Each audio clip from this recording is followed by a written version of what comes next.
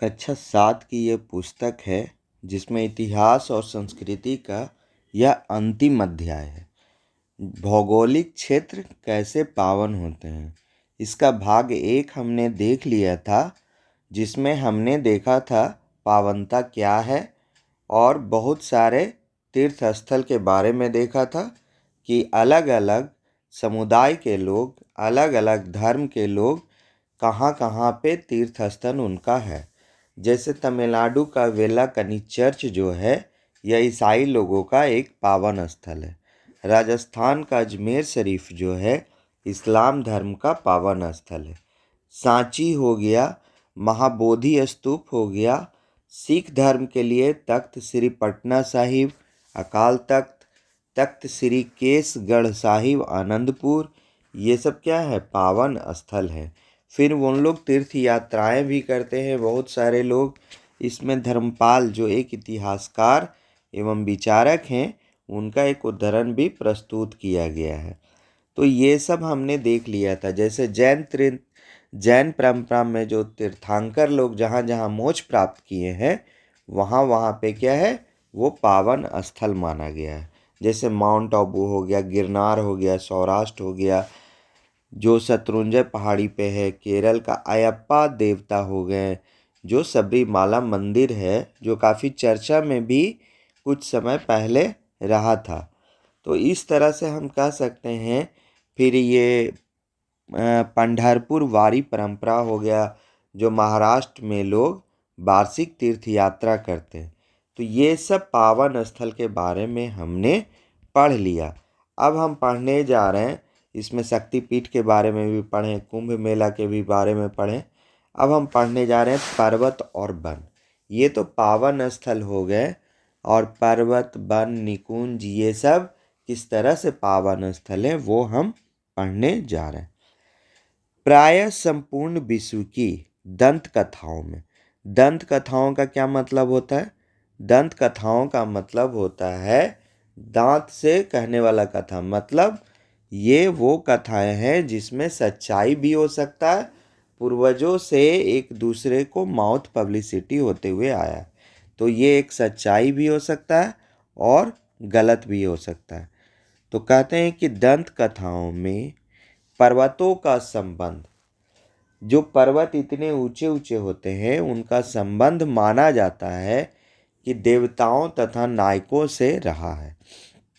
पर्वतों की उनकी ऊंचाई के कारण पृथ्वी से स्वर्ग तक के प्रतीकात्मक प्रवेश द्वार के रूप में भी देखा जाता है।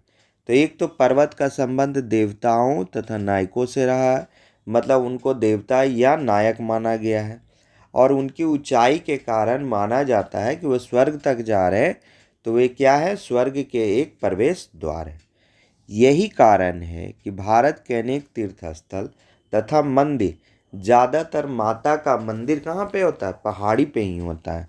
भारत के अनेक तीर्थ स्थल तथा मंदिर पहाड़ियों की चोटियों पर स्थित है।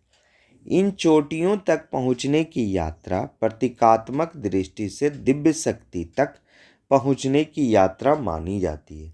अगर इन चोटी पे कोई पहुँच रहा है, तो प्रतीकात्मक रूप से यह माना जा रहा है कि वो दिव्य शक्ति तक पहुँचने की यात्रा है।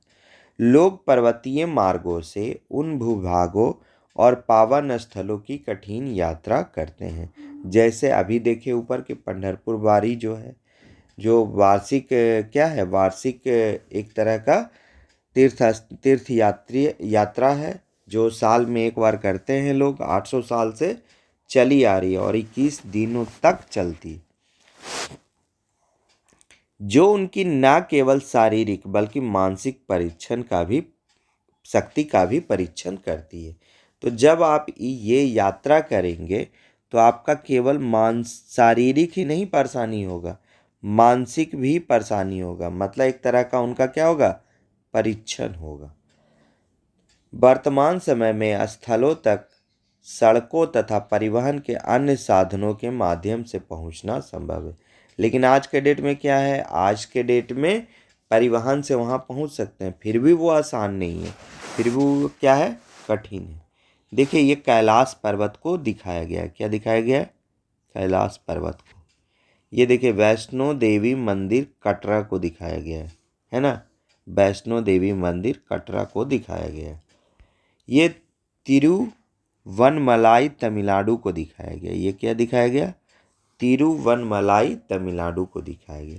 बालाजी तिरुपति, जो बालाजी हैं, जो आंध्र प्रदेश में है, तिरुमाला पहाड़ी पर हैं वो भी, तो इसको भी दिखाया गया। तो इस तरह से हम देख सकते हैं कि जितने भी तीर्थ स्थल, पावन स्थल है, बहुत सारे वो क्या होते हैं? पहाड़ों की चोटियों पर होते हैं। वृक्ष, वन तथा पावन निकुंज।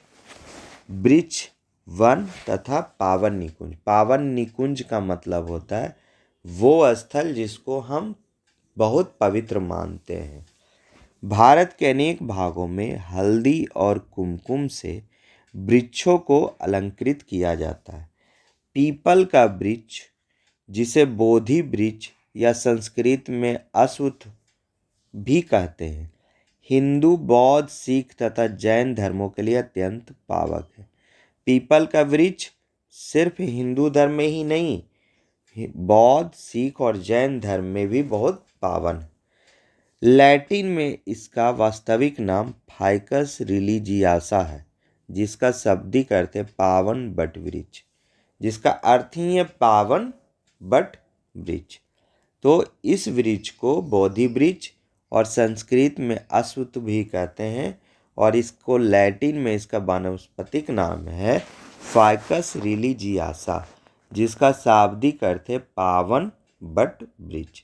ये देखिए बोधि वृक्ष बोध गया के पास है, जहाँ पे माना जाता है कि यहाँ पे बुद्ध भगवान क्या किए थे? ज्ञान प्राप्ति किए थे। और ये जो वृक्ष आप देख रहे हैं, ये क्या है? उसी बोधि वृक्ष का वंशज।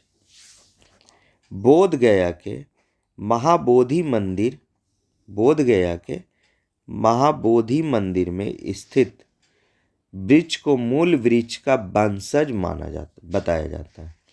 बौद्ध परंपरा के अनुसार इसी के नीचे महात्मा बुद्ध ने ज्ञान प्राप्त किया था, इसीलिए इसको क्या कहते हैं? बोधि वृक्ष, बौद्ध का ज्ञान प्राप्ति करने वाला वृक्ष।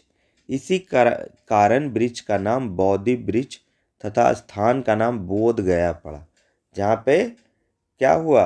बुद्ध भगवान को बोध का मतलब उनको ज्ञान प्राप्ति हुआ। कक्षा 6 में हमने भारत के दो महाकाव्य कौन कौन है? रामायण और महाभारत के संबंध में पढ़ा है। इनमें तीर्थ यात्रा के दौरान देखे गए स्थानों, पावन नदियों, वनों और पर्वतों का स्पष्ट वर्णन है। भारत के लगभग प्रत्येक क्षेत्र में कई ग्रामीण एवं जनजातीय परंपराओं का मानना है कि इन ग्रंथों के नायक उनके क्षेत्रों में आए हैं। जैसे सीतामढ़ी सीता जी से संबंधित है, उसी तरह से बहुत सारे अयोध्या हो गए, वहाँ उनका जन्म स्थल ही है राम जी का। तो इस तरह के बहुत सारे स्थल को क्या माना जाता है? पावन स्थल माना जाता है। ऐसे आख्यानों द्वारा विभिन्न जन समुदाय इन महाकाव्यों को अपना मानते हैं। जैसे छत्तीसगढ़ के बस्तर में एक पावन स्थल है, जहाँ भगवान राम के उस क्षेत्र में आने का उत्सव मनाया जा रहा है। देखिए ये लिखा भी है, राम वन मार्ग के अनेक तीर्थों की पवित्र रज समन्वित श्री राम चरणारविंद, इसका सृजन दर्शन विश्व के समस्त तीर्थों का पुण्य प्रदाता शास्त्री ने मान्य किया है। मतलब कोई ब्राह्मण है जो यह मानते हैं कि यह राम जी का क्या है? पाँव का चिन्ह है। किसका चिन्ह है? राम जी के पाँव का चिन्ह है। राम भगवान जी का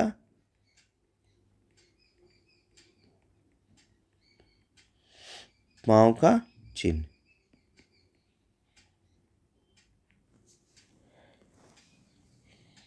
और ये कहाँ है? छत्तीसगढ़ के बस्तर जिला में। छत्तीसगढ़ के बस्तर जिला में। वहीं पे मोहनजोदाड़ो की भी एक मोहर है, सील है, जिसमें देखिए ये क्या दिखाया गया? पत्तों को दिखाया गया है। ये सब क्या है? पत्ते हैं, है ना। तो ये सब पत्तों को दिखाया, मतलब वृक्ष को दिखाया गया। मोहनजोदाड़ो की इस मोहर का अवलोकन कीजिए। क्या आप इसके ऊपरी भाग में अंकित पत्तियों को पहचान सकते हैं? ये सब जो ऊपरी भाग में अंकित पत्तियां हैं उसके बारे में बोल रहा है। इससे यह ज्ञात होता है कि पीपल का वृक्ष कितनी शताब्दियों से भारत के सांस्कृतिक भूगोल का एक महत्वपूर्ण हिस्सा रहा है। तो ये सब जो पत्तियां हैं वो क्या है? पीपल का पत्ती है।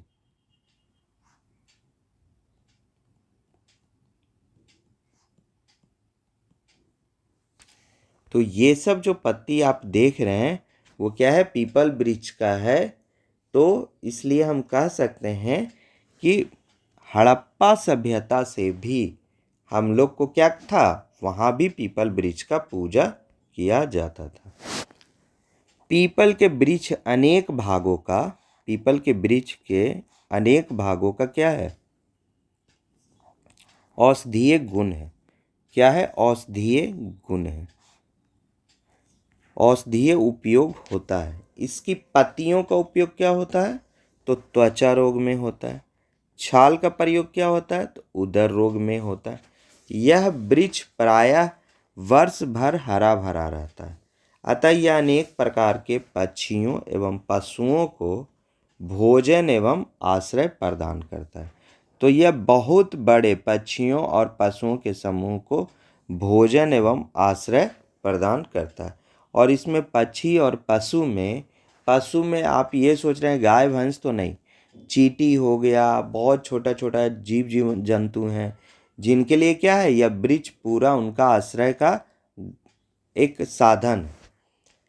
कालांतर में भारत के कई ग्रामीण एवं जनजातीय समुदायों ने हानिकारक गतिविधियों जैसे आखेट, वृक्षों की कटाई, खनिजों के दोहन आदि से वनों की रक्षा एवं उनका संरक्षण करने का निश्चय किया। अब कौन लोग किए हैं? तो ग्रामीण एवं जनजातीय समुदायों के लोगों ने। उन्होंने वनों को देवताओं का निवास स्थान माना। वनों को क्या माना? देवताओं का निवास स्थान माना। उदाहरण के लिए मेघालय में रिंके या बासा ऐसे विशिष्ट वनों को अंग्रेजी भाषा में क्या कहते हैं? ग्रोव्स कहते हैं, सेक्रेड ग्रुप्स कहते हैं। ये क्या है? पावन निकुंज कहते हैं। क्षेत्रीय भाषाओं के नामों को अगले पृष्ठ पर दी गई तालिका में देखें। इसमें अगले पृष्ठ पे हम देखेंगे कि पावन निकुंज को अलग अलग जगहों पे क्या कहते हैं। जैसे मेघालय में क्या कहते हैं उसको? रिंके या बासा। अपने पावन महत्व के कारण ये वनस्पतियों एवं जीवों की विशाल जैव विविधता को आश्रय प्रदान करते हैं। कई पावन निकुंजों में छोटे छोटे क्या होते हैं? जलाशय होते हैं जो जल संरक्षण में भी सहायक करते हैं। तो वन का तो संरक्षण हो रहा है और जल का भी संरक्षण हो रहा है। भारत में हजारों की संख्या में पावन निकुंज हैं। भारत में ऐसा नहीं है कि पावन निकुंज 2-4 जगह 10 जगह, उनके अलग अलग जगह पे अलग अलग नाम है, लेकिन पूरे भारत में या हजारों की संख्या में। यह एक विडंबना है कि इनकी संख्या तेजी से घटती जा रही है क्योंकि लोगों ने अनेक प्रकार के कृषि कार्यों एवं उद्योगों के लिए उनका अतिक्रमण करना आरंभ कर दिया है। आज भी देखिएगा बहुत सारे बुजुर्ग लोग बोलेंगे इस पेड़ को मत काटिए, लेकिन गांव के जो युवा वर्ग के लोग हैं वो कहते हैं परेशान कर रहा है ये पेड़, यहाँ पे पूरा ज़मीन घेरे हुए है, इसको काट देंगे तो यहाँ पे बहुत सारा काम होगा, तो उसको काट देते हैं, जिसको अतिक्रमण कहते हैं। फिर भी भारत के अनेक क्षेत्रों में पावन निकुंजों के संरक्षण का कार्य आज भी चल रहा है। हजारों की संख्या में इनका अतिक्रमण हो रहा है कृषि कार्य और उद्योगों के लिए, फिर भी इनका संरक्षण आज भी बहुत लोग कर रहे हैं। जैसे कलकई मंदिर, ये मुलसी महाराष्ट्र में।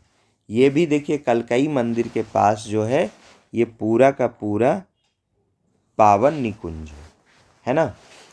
माओफ्लांग शिलोंग में, ये भी क्या है, एक पावन निकुंज है।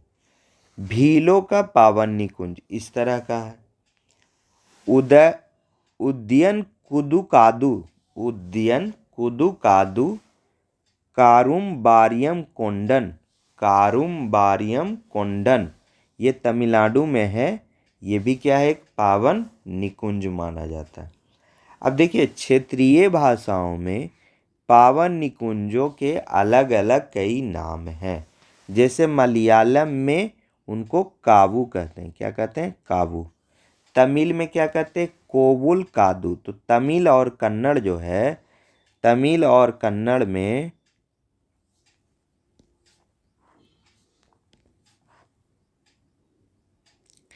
ये दो गो में जो यूज कर रहे हैं कादू कादू, ये काफ़ी इम्पोर्टेंट है कि दोनों में क्या है, सेम सेम नाम है। तो एक को कन्नड़ में देवरे कादू कहते हैं और तमिल में कोविल कादू कहते हैं। क्या कहते हैं, तमिल में कोविल कादू कहते हैं। तो ये दोनों जो नाम है, ये दोनों कादू है। अगर फिल्म हाल ही में आया था देवरा, उससे भी आप देख सकते हैं कि मराठी में पावन निकुंजों को देवराई कहते हैं। क्या कहते हैं, देवराई कहते हैं। खासी मेघालय में खलाव केंतांग कहते हैं। और इस तरह के पावन निकुंजों के बारे में मैंने देखा है कि यूपीएससी भी क्वेश्चन पूछ देता है, तो ये याद रखिएगा। जैसे हिंदी हिमाचल प्रदेश में इसको देववन कहते हैं। हाल ही में जो कंतारा चैप्टर 1 मूवी आया है, उसमें भी क्या बोला गया, देव का मधुबन बोला गया। क्या बोला गया, देव का मधुबन। झारखंड में इसी पावन निकुंजों या पावन वन को सरना कहते हैं। क्या कहते हैं, सरना कहते हैं। और छत्तीसगढ़ में इसको देवगुड़ी कहते हैं। राजस्थान में इसको ओरन कहते हैं। तो इसमें देखिएगा कि हिंदी में क्या है, देववन है, झारखंड में सरना है, छत्तीसगढ़ में देवगुड़ी है, राजस्थान एक इम्पॉर्टेंट है कि इसमें ओरन अलग तरह का नाम दिया गया है, और खासी खलाव केंतांग, ये तो बहुत ज़रूरी है नाम याद रखना, चूँकि जो भी अलग टाइप के स्टेट में नाम है वो ज़्यादातर पूछे जाते हैं। आजकल आप किसी भी एग्ज़ाम को देंगे तो हिंदी भाषी क्षेत्र के अलावे जितने भी क्षेत्र हैं दक्षिण भारत के और वो पूर्वी भारत के, ये सब के क्षेत्रों में जो नाम बोला जाता है उसको ज़्यादा यूज किया जाता है। तो देखिए, ये दक्षिण भारत के क्षेत्र हो गए, सारे के सारे ये दक्षिण भारत के क्षेत्र हो गए। मराठी भी क्या है, आप जो देख सकते हैं महाराष्ट्र, तो वो भी दक्षिण भारत का है, तो ऐसे वो पश्चिम भारत का। तो ये हो गया दक्षिण भारत। तो दक्षिण भारत के क्षेत्र में मलयालम में, इधर केरल में काबू कहते हैं, तमिल में कोविल कादू कहते हैं, कन्नड़ में देवरे कादू कहते हैं। खासी मेघालय में खलाव केंतांग नाम है, हिंदी में देववन कहते हैं, झारखंड में सरना कहते हैं, छत्तीसगढ़ में देवगुड़ी कहते हैं, राजस्थान में ओरन कहते हैं। तमिलनाडु में स्थानीय गाथाएं पावन निकुंज के देवता, प्रकृति और मानव के मध्य संबंधों को प्रमुखता से प्रदर्शित करती है। बहुत सारी स्थानीय कथाएं हैं, गाथाएं हैं, जो क्या है, पावन निकुंज के देवता, प्रकृति और मानव के मध्य संबंधों को प्रमुखता से प्रदर्शित करती है। जैसे तंजावुर जनपद में इसी प्रकार की यह गाथा यह बताती है कि निकुंज के देवता फल चमगादड़, फ्रूट बैट, ये खून पीने वाले चमगादड़ नहीं है, ये क्या है, फ्रूट बैट है, की रक्षा करते हैं। वहाँ के जो निकुंज है, पावन निकुंज है, उसको कौन रक्षा करते हैं, फल चमगादड़, फ्रूट बैट रक्षा करते हैं। उन्हें क्या माना जाता है, पावन माना जाता है। इन्हें देखना भी मांगलिक माना जाता है। अगर कोई बोले कि चमगादड़ को देखना मांगलिक माना जाता है तो आपको लगेगा आश्चर्य, लेकिन ये वो चमगादड़ नहीं है, ये क्या है, फ्रूट बैट चमगादड़ है, और इनको देखना भी मांगलिक माना जाता है। इसके अतिरिक्त पुष्पों के परागीकरण, बीजों को बिखेरने में चमगादड़ की भूमिका महत्वपूर्ण है। इस प्रकार पावन निकुंज के देवता पारिस्थितिकीय पद्धति एवं मानव के पारस्परिक संबंध को विकसित करते हैं। तीर्थ यात्रा से व्यापार तक। तीर्थ यात्रा अगर कोई कर रहे हैं तो वो क्या हो जाता है, व्यापारिक मार्ग भी बन जाता है। तीर्थयात्री अपनी यात्रा के क्रम में व्यापारियों, यात्रा के क्रम में मतलब जब यात्रा कर रहे हैं तो व्यापारियों तथा व्यवसायियों के संपर्क में आते हैं। यह मेल मिलाप दोनों समूहों को लाभान्वित करता है। तीर्थयात्रियों को अनेक प्रकार की वस्तुओं की आवश्यकता होती है। उनको क्या है, खाना पीना, बहुत सारे लोग तो लेके चलते हैं और बहुत सारे लोग को बहुत सारी चीज़ों का ज़रूरत पड़ता है और भी चीज़ें पड़ता है। नारियल है, धूप दीप है, देखिए यहाँ पे दिखा भी रहा है, दिया हो गया, नारियल हो गया, फूल हो गया, पत्ता हो गया, बहुत कुछ का ज़रूरत पड़ता है अलग अलग चीज़ों के, जिन्हें व्यापारी उपलब्ध कराते। परिणाम स्वरूप तीर्थ यात्रा मार्ग तथा व्यापार मार्ग प्राय एक दूसरे से जुड़ जाते हैं। जो तीर्थ यात्रा मार्ग होते हैं वही क्या बन जाते हैं, व्यापार मार्ग का एक हिस्सा बन जाते हैं। कुछ व्यापारी तीर्थ यात्री के रूप में तीर्थ स्थलों की यात्रा करते हैं। कुछ व्यापारी भी क्या है कि तीर्थ यात्री के रूप में तीर्थ स्थलों की यात्रा करते हैं, करते हुए अपने वस्तुओं को भी दूर दूर तक के उपनगरों एवं नगरों में विक्रय के लिए ले जाते हैं। तो मतलब कि क्या करते हैं कि वो तीर्थ स्थल के यात्रा करते हैं अपने वस्तु को बेचने के लिए, और उपनगर और नगर में क्या करते हैं, उसको विक्रय करते हैं।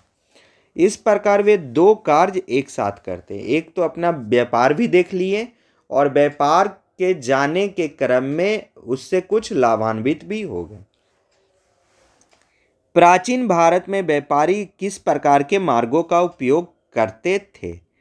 साम्राज्यों का उदय नामक अध्याय में दिए गए व्यापार मार्गों के मानचित्र का पुनरावलोकन कीजिए। तो वहां जब देखिएगा तो व्यापारी किस मार्ग का उपयोग करते थे, वो मार्ग उपयोग करते थे जो ज़्यादा सुरक्षित होता था।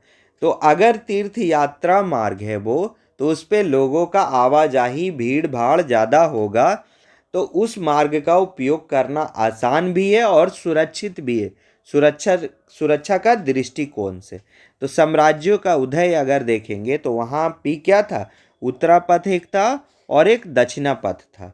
तो उत्तरा पथ एक प्रमुख यात्रा मार्ग था जो महाद्वीप के उत्तर पश्चिमी और पूर्वी भागों को जोड़ता था। जो तक्षशिला हो गया, काशी हो गया, मथुरा हो गया, पटना हो गया, ये सब को जोड़ता था। और दक्षिणा पथ कौशाम्बी तथा उज्जैनी होते हुए, जो पीला कलर से हमने पढ़ा था, तो दक्षिणा पथ कौशाम्बी तथा उज्जैनी होते हुए प्रतिष्ठान पैठन तक जाता था।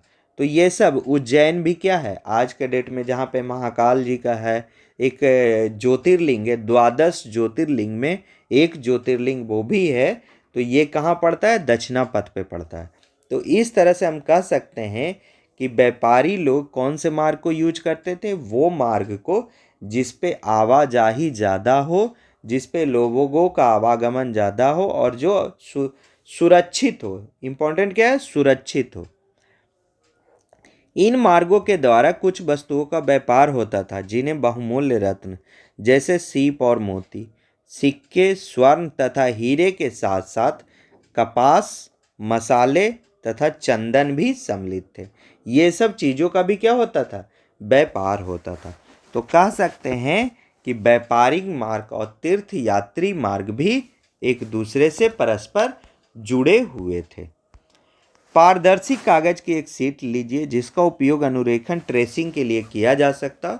साम्राज्यों का उदय का नामक अध्याय में दिए गए व्यापारिक मार्गों का मानचित्रों का अनुरेखण कीजिए। तो और इस पे महत्वपूर्ण तीर्थ स्थलों के मानचित्र पर रखिए और आप इसके द्वारा क्या अवलोकन कर पा रहे हैं।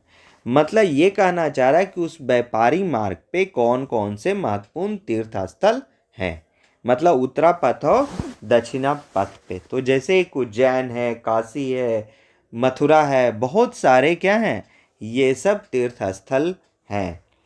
भारत से बाहर के पावन भूभाग, अभी तक हमने क्या पढ़ा, भारत के अंदर कितने भूभाग थे, कैसे सेक्रेड ग्रुप्स थे जिसको पावन निकुंज कहते हैं। अब भारत से बाहर भी इनके चिन्ह पाए जाते हैं। जैसे पावन भूभाग की अवधारणा और परंपरा केवल भारत तक ही सीमित नहीं है। प्राचीन ग्रीस में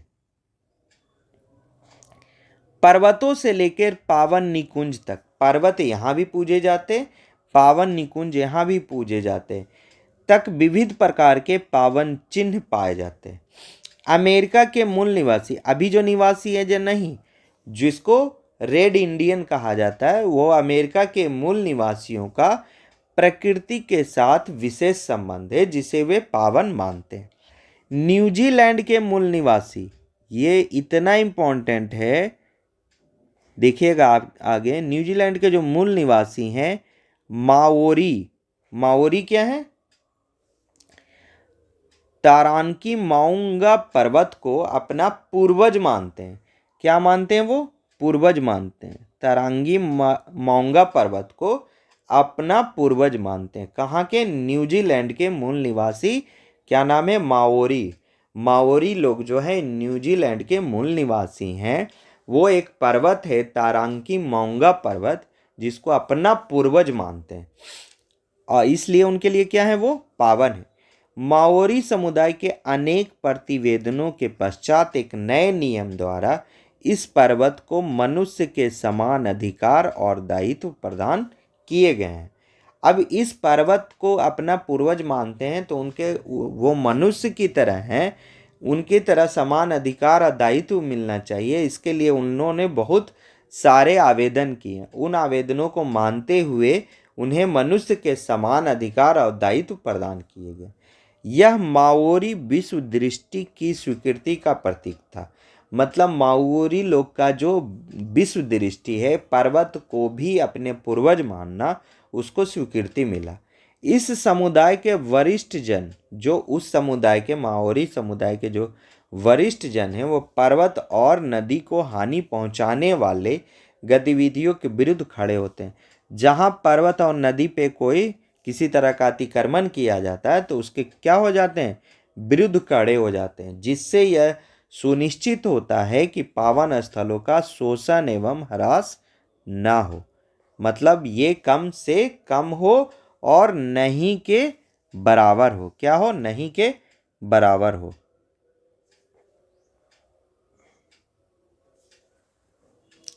शोषण एवं ह्रास ना हो। अब कहता है कि इतने सारे पावन भूभाग हैं तो फिर भी ये गंदे क्यों हो रहे हैं? पावन स्थलों का पुनरुद्धार और संरक्षण।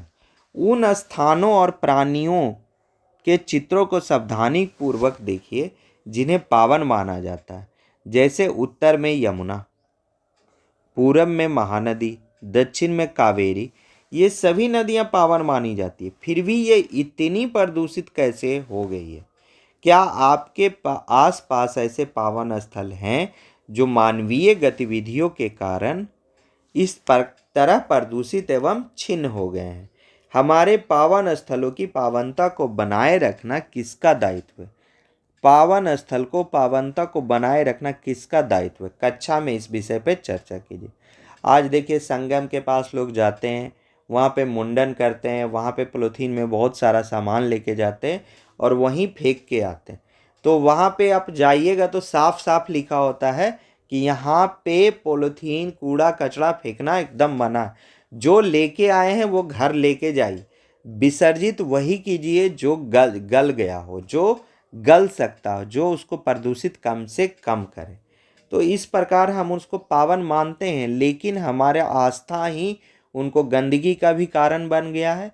या लोग उसे पावन मानने के बजाय बस अपना क्या है, एक तरह का दायित्व पूरा कर रहे हैं कि हाँ हमने यहाँ पे आके पूजा कर लिया और छोड़ के चले गए।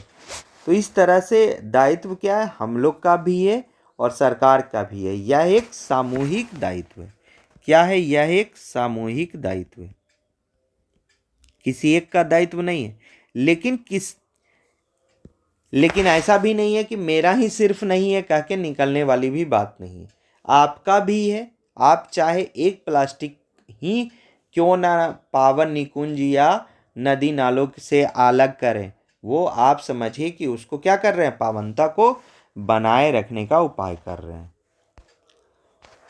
पूर्व काल के लोगों एवं पावन भूभाग के मध्य सौहार्दपूर्ण संबंध विद्यमान थे। इसने भारतीय सभ्यता को हजारों वर्ष बनाए रखा तथा ऐसे मूल्यों का निर्धारण किया जिन्हें संपूर्ण उपमहाद्वीप में मान्यता प्राप्त था। परंतु आज इन्हीं संबंधों पर संकट है। मतलब लोग और पावन भूभाग के मध्य क्या था, सौहार्दपूर्ण संबंध था। प्रकृति के साथ मानव का शुरू से ही संबंध है। चाहे प्रकृति ने मनुष्य को डराया, आज मनुष्य प्रकृति को डरा रहा है, तो ये गलत है। हम प्रकृति पे निर्भर है। जिस समय प्रकृति अपना सामंजस्य खो देगी, संतुलन खो देगी, उस दिन हम लोग एक पल में स्वाहा हो जाएंगे।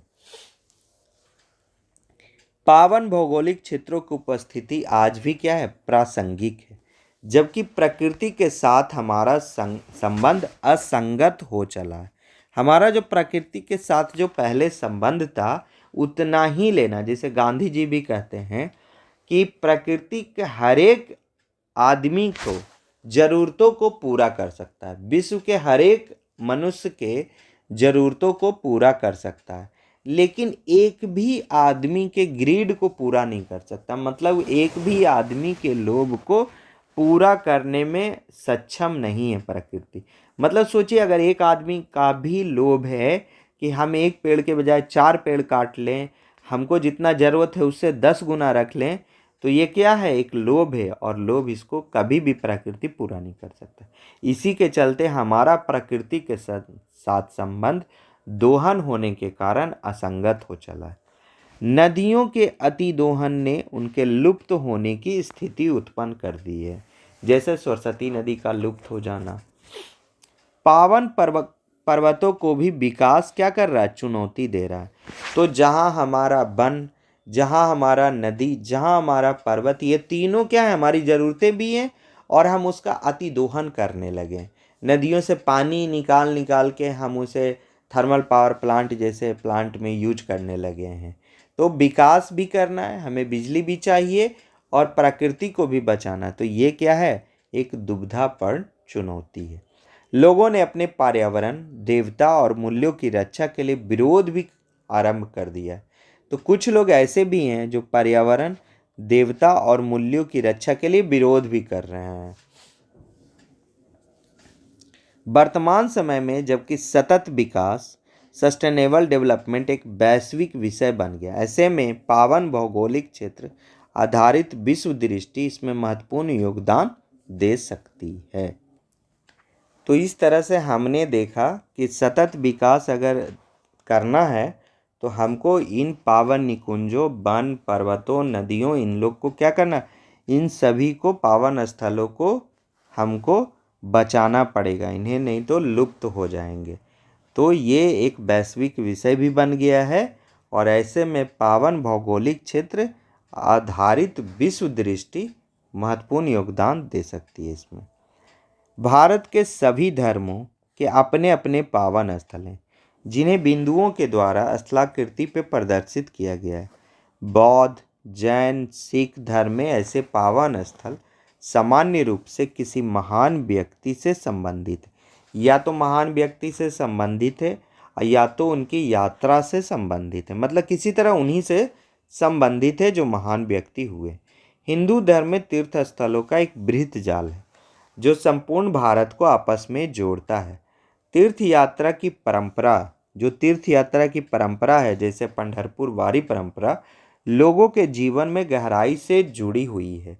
यह न केवल व्यक्तिगत एवं आध्यात्मिक विकास को पोषित करती है, अपितु व्यापार और अखिल भारतीय सांस्कृतिक एकीकरण के सामाजिक आर्थिक उद्देश्य को भी समर्थन देती है। मतलब क्या है कि अखिल भारतीय जो तीर्थ यात्री मार्ग है वो क्या है, एक तरह के व्यापारिक मार्ग भी बन जाते हैं, चूँकि वो व्यापारियों के लिए भी क्या है, एक प्रकार की सुरक्षा दृष्टिकोण से महत्वपूर्ण है। तो इससे क्या हो रहा है कि भारतीय संस्कृति की एकीकरण हो रहा है और सामाजिक और आर्थिक उद्देश्य दोनों का पूर्ति हो रहा है। सामाजिक उद्देश्य क्या है, तीर्थ यात्रा करना, भगवान का पूजा करना, और आर्थिक उद्देश्य क्या है, जैसे नारियल, जहाँ पे आप तीर्थ यात्रा पे जाएंगे तो 2 रुपये आप महंगा भी खरीदने के लिए तैयार हो जाते हैं, जिससे क्या होता है कि गरीब लोगों का एक व्यापार फलता फूलता है। हिंदुओं, जनजातियों, लोक परंपराओं में भूमि को क्या माना गया, पावन माना जाता है। क्या माना जाता है, भूमि को पावन माना जाता है। उपेक्षा और देखभाल की कमी के कारण हमारे पावन स्थल प्रदूषित होते जा रहे हैं। उपेक्षा और देखभाल की कमी के कारण राष्ट्रीय धरोहर की रक्षा करना हमारा कर्तव्य है। हमारा संविधान भी इसकी याद दिलाता है। तो जो फंडामेंटल ड्यूटीज़ है, जो फंडामेंटल राइट्स है, ये सब राइट्स आपको राइट्स देता है, तो ड्यूटीज़ भी क्या है, आप ही का है। तो मतलब कि ये मूल कर्तव्य भी जरूरी है कि राष्ट्रीय धरोहर की रक्षा किया जाए। तो जब आप पढ़ेंगे पॉलिटी की बुक, जो नागरिक की बुक है, तो उसमें भी ये सब चीज़ें पढ़ेंगे कि राष्ट्रीय धरोहर का रक्षा करना ये क्या है, हमारा कर्तव्य है। तो इस तरह से इसमें जितना भी प्रश्न है वो एक अलग वीडियो में सारे आएंगे। आप इन प्रश्नों को तब तक देखिए। हमने इतिहास और संस्कृति से संबंधित थ्योरी की पूरी किताब एक बार अंडरस्टैंडिंग कर लिए हैं, और इसका एक रिवीजन क्लास का भी मैं वीडियो बनाऊंगा, जिसमें आपको पूरा का पूरा ये जो 5 चैप्टर है कंप्लीट, उसमें एक ही वीडियो में समराइज रहेगा, और जो इम्पोर्टेंट पॉइंट है उसको हम ज़्यादा देखेंगे। तो चलिए, आज के लिए इतना ही काफ़ी है।